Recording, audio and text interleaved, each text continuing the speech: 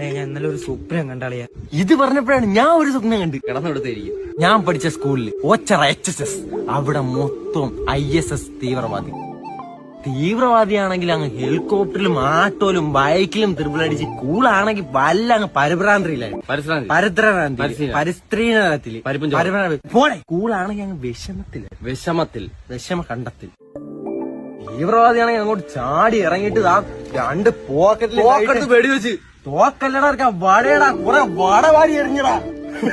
വടി എറിയോടെറി കണക്ക് സാറൊക്കെ എറിയുണ്ട് പിരിന്ന്. ഞാൻ സൈഡിൽ പിക്കപ്പില് ഫ്രൂട്ട്സ് വെച്ചോടൊക്കെ ആയിട്ട് ജീവിക്കണ്ടടാ.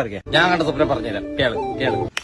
ഞാനാണെങ്കിൽ സ്കൂളിൽ വല്ല പഠിക്കുന്ന ആളൊന്നുമില്ല. അങ്ങനെ സാറ് നമ്മളെ വീട്ടിൽ വിളിച്ചു പറഞ്ഞു ഇവനെ കൊണ്ട് നമുക്ക് അസംബ്ലിക്ക് ഒരു പ്ലഡ്ജ് പറയിച്ചാൽ തീരാവുന്ന പ്രശ്നമുള്ളൂ. എനിക്ക് വാശി, ഞാൻ രാത്രി മൊത്തം ഇരുന്ന് കാണാതെ പഠിക്കുകയാണ്. വെള്ളിയാഴ്ച ദിവസം ഞാൻ ഇങ്ങനെ നിൽക്കുകയാണ് 400ഓളം പിള്ളേരെ ഫ്രണ്ടിൽ പ്ലഡ്ജ് വെച്ചും കീച്ചി. 400 പിള്ളേരും സാറും എല്ലാരും അന്തം വിട്ട് നോക്കണം. സ്റ്റാറായി നീ അവിടെ. സ്റ്റാർ ടൈ ഉണ്ട്, ഷർട്ട് ഉണ്ട്, ഷൂ ഉണ്ട്, ഷോക്സ് ഉണ്ട്, നിക്കറില്ല.